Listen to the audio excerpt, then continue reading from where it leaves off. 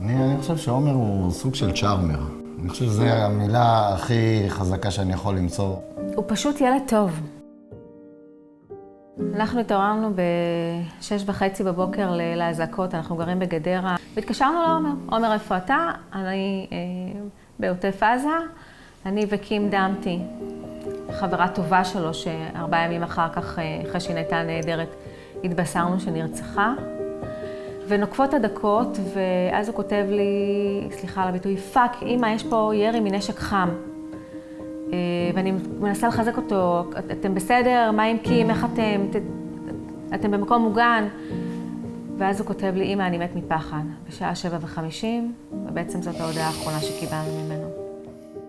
בחרדה מטורפת, מנסה להתקשר אליו, הטלפון לא זמין, אני משתגעת כבר.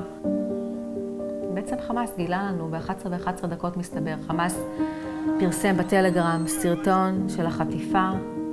סרטון ותמונה וכל התיעוד. כנראה כבר מתוך עזה.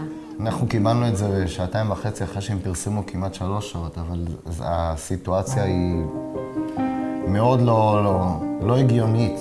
עומר סובל מקוליטיס, אני לא מצליחה לדמיין מה עובר עליו עכשיו ברגעים האלה.